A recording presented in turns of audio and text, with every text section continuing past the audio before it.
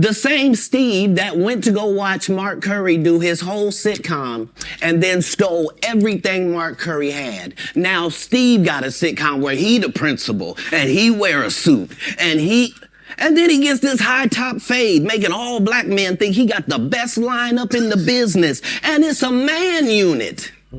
Then you ask it, why you not a movie star? I didn't want to be a movie star. This the same Negro that hated on Bernie with this same thing. I didn't want to be a movie star. No, you couldn't be a movie star. There are 30,000 new scripts in Hollywood every year. Not one of them asks for a country bumpkin black dude that can't talk good, baby, and look like Mr. Potato Head. There ain't none. You would have to have range. I played a lot of characters, 60 movie roles. I'm not playing Katt Williams in there. I don't know, Katt. We might not let you drink anymore the way I mean, we ain't even got... I'm not fueled by alcohol. I've had a sip, less than you. This is like Steve Harvey telling people he used to be homeless. That's my story. That's not his story. Steve Harvey wasn't never homeless. When Mark Curry was touring with him 25 years ago, he was making $3,000 a show in cash and doing 5 shows a week. They just tell the stories. Thanks to my wife, I'm where I am. You said that about the first wife. You forget that? You told us it was her. Then you went and married somebody else that think like a man. Like, what are you talking about? They think they can rewrite history. Guy Torrey did a beautiful special about the Comedy Store and Fat Tuesday, where he said that Steve and Cedric and Kevin Hart and Tiffany Haddish came through there and made... All lies. Steve and Cedric never performed at the Comedy Store at all. Tiffany was only seen at the Laugh Factory.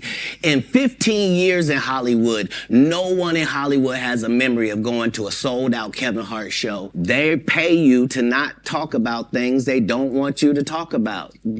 They tell you that themselves. I can't do that because Steve told you that he stopped doing stand-up because he had 7 TV shows. The only problem is when he stopped stand-up, he didn't have those 7 TV shows. He stopped stand-up because he got in a comedy battle called the Championship of Stand-Up Comedy with one Katt Williams in Detroit in front of 10,000 people and lost because Katt Williams said he was actually bald and that was a wig. And I went in, and that's why he couldn't do stand-up anymore.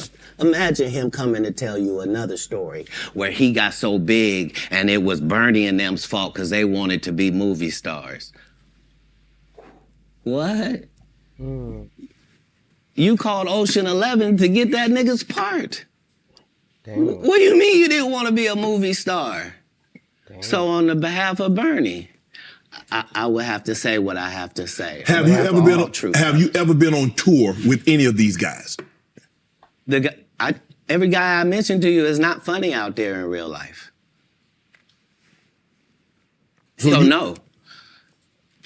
Faison's never done his own tour in 30 years. Steve Harvey don't do stand-up no more. Cedric doesn't write. I'm sorry, he doesn't write. Ricky Smiley has been playing the same old black woman forever. Like, you can't get a young fan base with that. Like, you gotta be doing karaoke around the country to make that work. Right. And he is. But I'm a stand-up comedian. This is my 19th 100-city tour. I'm not gonna have a conversation with these lazy bums that'll take a shortcut at any point. Yes, it's easier for you to juice than to get in the gym, but you don't get to bring that body in here talking crazy. Talk about how good you look.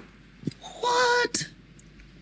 No, there's too many comics out there that are putting their life on the line to tell these jokes, man. Okay. They're all a group. Cedric, Steve, Ricky, they've been a group. Everybody knows that. They've been aligned. And there are these alliances in comedy. And if you stand against them, then they sometimes have a problem. But we don't let that change the content because that's all you know me for, is that I'm quite likely to tell the whole truth and nothing but the truth, so help me God. You mean to tell me if Steve Harvey, your favorite comedian, you mean you've been waiting for him to do stand-up for 15 years now? I mean, Steve got a lot of other... DL's still out there.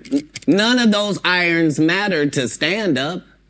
Who cares that they wrote a placard for you to do Family Feud on? Like, You're successful because we're surprised you can talk for a living and it's entertaining that you're going to say some funny country things. But not a writer. Right. Not a writer. When you got into stand-up, was crossing over, was doing TV, was doing movie, was that a part of it? You're like, okay, I'm doing stand-up. Okay, the next progression is TV movies. Throughout the history of stand-up, sir. That's the goal for all of us. That's how it goes. That's why when you hear these dudes talking about, oh, I didn't want to be a movie star, you just know it's disingenuous. Like, what are you talking about, dude? Yeah, oh, no, I just wanted to do a game show. Right. What? Are you sure? Are you sure? Because I thought you did Mark Curry's show over after he had just done hanging with Mr. Cooper. Why would you do all of that man's stuff that he did on his show on yours and then do the dude's stand-up when you go on the road?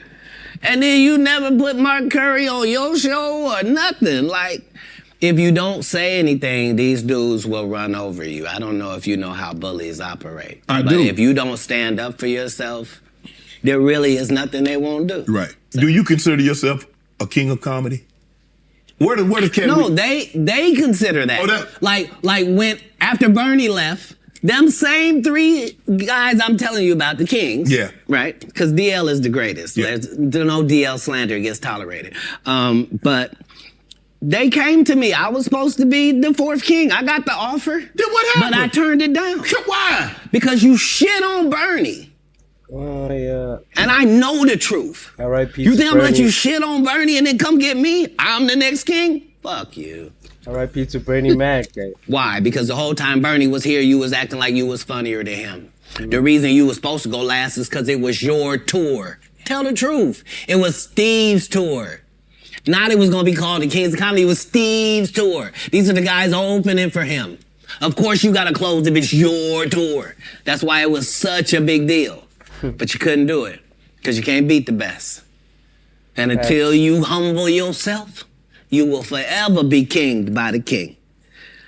And because you finally did it, because you had no other choice, and now that he gone, you gonna act like he wanted to be a movie star. You stop it. You stop it. That man was funnier than all of y'all, and y'all thought y'all had one over on him. Till you thought today. he was black and ugly, and you were good looking, and he couldn't make it Till because you today. did. And that ain't the way comedy works. The king is the funniest. True. Period. Every time. Facts. And that's why no audience member was ever swayed. It didn't matter where Bernie went. You think if Bernie went first, he wasn't the king? Get out of here. Get out of here. Fact, bro. Get your ego out of this. You let the best be the best. Right? Katt Williams, ladies and gentlemen. Thanks for coming on, bro. I really appreciate that. Thanks for sharing Thank you. the stories, setting the record straight. Now, you know they're going to double back. Impossible. Impossible. Only because once you play this back, you'll realize I didn't say anything that made me look in a good light. I wasn't tearing down others to boost myself up. But I do have to acknowledge things that did not take place. Like, we're very ingenuous if we say this is not a game and we don't play it and people ain't in positions and people don't have their favorites and they group and they click. And, Right. Well, that happens in all businesses. No. Say what side you on. Say why you don't like the other side. And then get to the game. But in the game, I'm wiping the field with them to the point where they don't even compete anymore. So how you gonna let a dude that been on the bench for 15 years, I would have beat Jordan's ass. Shut up, Jordan is still alive. We'll call Jordan right now. You can't beat him now. Not then, you can't beat him now. Right. Katt Williams. No, nah, bro. Bro, like dropping facts. Like, damn, bro. Like, I'm speechless. Like, Uncle, as much as Shay is speechless, this is my first time seeing him not say even one word throughout this whole interview, bro. It's just Katt himself, bro. That's why I love Uncle Shay's interviews, bro. He just lets the guests be themselves. And like, yeah, shout out, 6 p.m. we live. 6 p.m. we live. You know, it's that game station. So make sure to tap in. Make sure you tap in with C5 the fifth, edit